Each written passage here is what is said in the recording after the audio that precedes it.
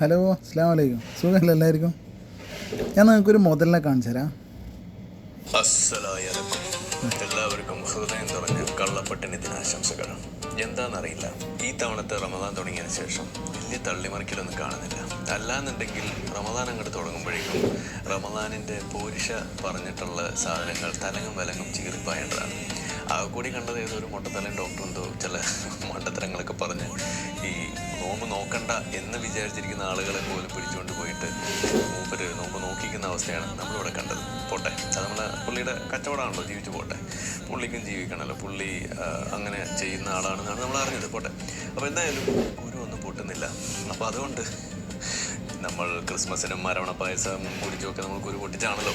അപ്പോൾ റമദാനിനും കുരു പൊട്ടിച്ചില്ല എന്നുണ്ടെങ്കിൽ ചില ഇവനാണ് മുസ്ലിംസിൻ്റെ കുരു പൊട്ടിക്കുന്ന മാന്യൻ. ഡിങ്കൻ്റെ ആൾക്കാരാണ്. എപ്പം നോക്കിയാലും മുസ്ലിംസിനെയും ഇസ്ലാമിനെയും കുറിച്ച് കുറ്റം പറഞ്ഞ് നടക്കൽ ഈ ചങ്ങായിൻ്റെ പണി. നിരീശ്വരവാദിയാണ്, പക്ഷെ അത് ഓൻ വിശ്വസിക്കുന്നില്ല എന്ന് വെച്ചിട്ട് ഉണ്ടാതിരുന്നാൽ പോരെ. എത്ര ആൾക്കാരുണ്ട് അതുപോലെ നിരീശ്വരവാദികൾ.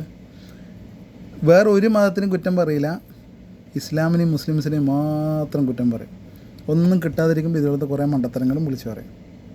എല്ലാവർക്കും അവരവരെ വിശ്വാസങ്ങളില്ലേ, ഓൻ വിശ്വസിക്കുന്നില്ലെങ്കിൽ വിശ്വസിക്കേണ്ട, അത്രയേ ഉള്ളൂ.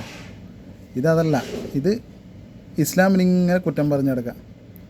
പഴയ ചരിത്രത്തിൽ നബിനെല്ലാം പറയുന്നത് കേട്ടെങ്കിൽ യാ മോനെ ഭ്രാന്തായി പോകും. അങ്ങനത്തെ ഒരു ജന്തു അത്. പിന്നെ കുരു പൊട്ടിക്കാൻ നടക്കുക, നോമ്പിന് ഫുഡ് കഴിച്ചിട്ട് ഇതാക്കുക, അരവണ പായസം കഴിച്ചിട്ട് ഇതാക്കി, ഇതെല്ലാം ഓൻ കഴിക്കുന്നവൻ കഴിച്ചോട്ടെ.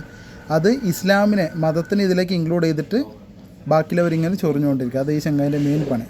വീഡിയോസ് നിങ്ങൾ യൂട്യൂബിലുണ്ടാവും, കണ്ടിട്ടും ഉണ്ടാവും.